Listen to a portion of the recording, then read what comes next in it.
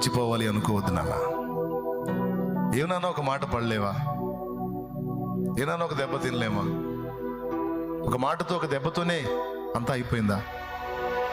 మాట అన్నవారు, దెబ్బ కొట్టినవారు తలదించుకునే రోజు చూడొద్దా? నువ్వు దేవుడు నీ తల పైకెత్తడం చూడొద్దా? దేవుని బలమైన కార్యాలను చూడొద్దా? నిన్ను తృణీకరించిన వారు, నిన్ను చూసి నవ్విన వారు సిగ్గుపడే రోజు నువ్వు చూడొద్దా? చూడాలంటే నువ్వు బతికుండాలి కదా. ఎందుకు నాన్న చనిపోవాలనుకుంటావు? ఎందుకమ్మా చచ్చిపోవాలనుకుంటావు? ఎందుకమ్మా పదే పదే చావు రావట్లేదు అని అంటావు? నిన్ను ప్రేమించి నీ కోసం చనిపోయిన యేసయ్య నీకున్నాడమ్మా. ప్రాణం కంటే నిన్ను ప్రేమించిన నా దేవుడు నీకు తోడుగా ఉన్నాడు. మరణాన్ని అపేక్షించొద్దా?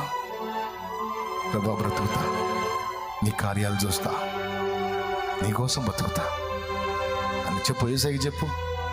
ఆ తప్పుడు ఆలోచన ఇంకా చేయనయ్యా అని చెప్పు. ఇంక అలాంటి ఆలోచనలు చేయనయ్యా అని చెప్పు. ఇంకెప్పుడు అలాంటి మాటలు పలకనయ్యా అని చెప్పు. నీకోసం బ్రతుకుతా ప్రభువా.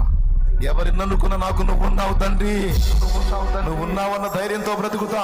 నువ్వు కార్యం చేస్తావన్న ధైర్యంతో బ్రతుకుతా. పడతా, మాటలైనా పడతా, దెబ్బలైనా తింటా, అవమానాలైనా పడతా ప్రభువా. కానీ నీకోసం బ్రతుకుతా ప్రభు.